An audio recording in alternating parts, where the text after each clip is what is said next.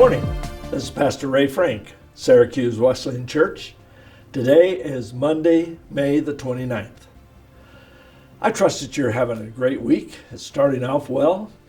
Lauren and I certainly had an incredible week last week, but we're trusting the Lord for a new week. I just want to give you a quick update on Lorna's status. I shared, of course, last Monday that we were going to be going to the doctor and running tests. And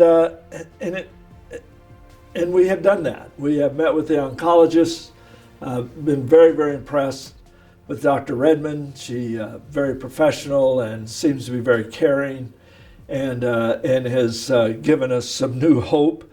We've ran tests and we're greatly encouraged because the test that we've run this week looks like all the cancer is contained within her uterus and nothing outside of that, which is very great news because that means a surgical procedure, a hysterectomy, should be able to get all of the cancer, and that will win the battle for this round. So we're praising the Lord for that.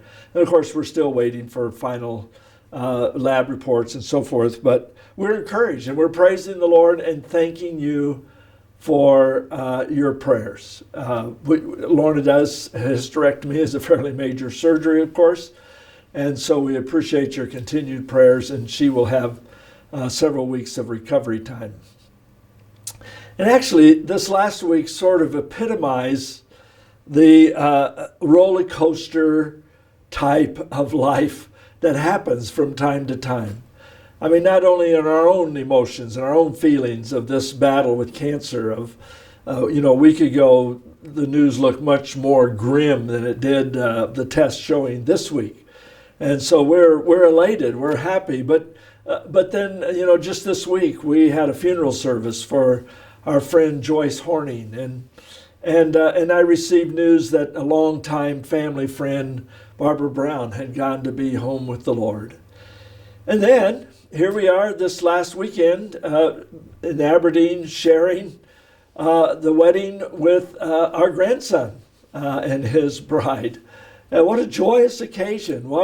How grateful. And so here, sort of the low challenge and then the high emotions. And in doing that, we drove a little over 2,000 miles. And so that's about as wide as an emotional range as you can get within 1 week, I think. Well, one of the things that stood out to me in the activities this week is that Jesus wants to walk with us through each stage, each of the steps of the stages, whether they're up or down. The key to living on both ends of the spectrum is to be able to focus on our relationship to the point where we are experiencing life within our relationship with the Lord. I don't go somewhere and I do this experience and I go, oh, wow, man, and then I run and tell Jesus about it. And that's, of course, I am telling Jesus all about it. But the reality is that he is right there with me. And the more that I can focus on that relationship, the more that I can sense his presence, somehow it makes the highs and lows easier to deal with. Now, folks, I'm still going to feel emotion, no matter how close I get to the Lord. I mean, emotions just are. They're not right or wrong. They just are. I still feel happy. I still feel sad. I still feel lonely. I still feel anxious and have fear at times.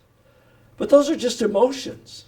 What counts is how I respond to those emotions. That's what makes it good or bad. I can respond inappropriately and not be putting my trust and confidence in the Lord. Or I can respond to those emotions appropriately and with grace. And God using those times to draw me closer to him. And so the point is that if I'm focused on my relationship with the Lord, no matter high or low, in those relationships, in those experiences, that relationship is growing and bonding more and more. I'm sure you've had the experience of, going maybe on a mission trip or something where you were involved with some activity with people, and that experience drew you together because you experienced it together. I remember well a story of a church group that I was with, and the young people had taken a whitewater rafting trip. There was like 8 of them in the raft, and it drew that group, those 8 students, tightly together. I remember one of them, I'll never forget, her testimony was, "We found out if we don't all row, we're going to die."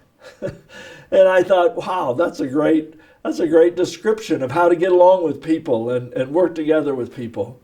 But folks, the same thing works in our relationship with Jesus Christ. If we truly think of him and work our relationship with him in the experiences themselves, it will bind us together. And the Lord has those same kind of feelings we do. He experiences that relationship the same way we do, that we need someone to be with us. And so having Jesus walk with me through those feelings somehow enables me to respond in a much better way. Well, I think a key is actually found in a verse I used this last week in the funeral of Joyce Horning. So it's from 2 Corinthians chapter 4, verse 18. So we fix our eyes not on what is seen, but on what is unseen. Since what is seen is temporary, but what is unseen is eternal. Well, I trust that's true for you this week, that you will fix your eyes on Jesus. God bless. Have a great week.